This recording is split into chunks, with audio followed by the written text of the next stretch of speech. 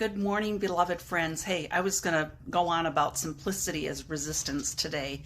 A trip to Fry's. I'll cover that on another day. Life's pretty crazy, hey?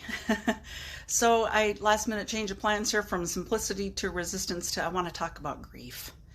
And it's interesting how things will coalesce. And over the last couple of days, I had a therapist friend recommend a book on her Facebook feed, a book entitled It's Okay That You're Not Okay. So I started reading it, I ordered it, and of course I'm crying reading it because it is absolutely beautiful. And then my beautiful niece, Amy, posted something very similar. And this last year, even right now, so many of us are dealing with so much grief and loss of the way things were. The fear and the grief of not knowing how things are going to unfold. There's so much uncertainty in so many arenas. So what do we do with grief? You know, we are emotionally constipated. We don't talk about our feelings. We end up stuffing them down and develop health issues instead of feeling the feelings. But part of the other reason why we do this is because we're not trained in any kind of emotional literacy. We are not comfortable when somebody comes to us in pain and they just want to be heard. Instead, what we do, we jump into advice giving mode.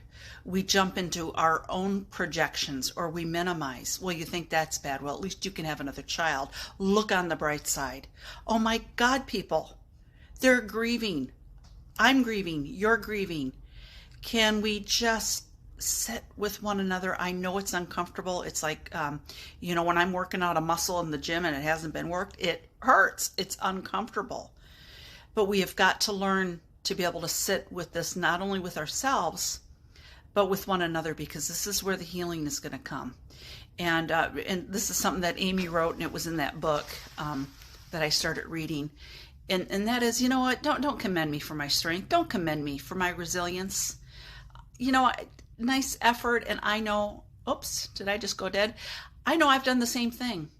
Can we go a little deeper with one another and just listen and get in touch with our own emotions and our own pain and just be able to say, hey, I see you and I'm going to sit with you.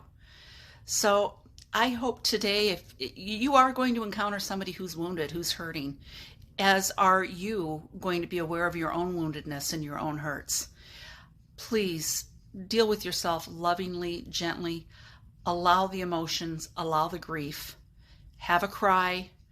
That is going to create the space where we can begin healing with one another. When I love what my other friend Lorraine wrote, when my brokenness touches your brokenness, we create a new shape. There is a lot of beauty in this world, and it's all about getting in touch with our pain, because if we don't get in touch with that, we're not getting in touch with our higher selves and with the deep love that each one of us have, that we are at our very essence. So anyway, I love you guys. I hope you have a fantastic day, and I'll see you on the flip side.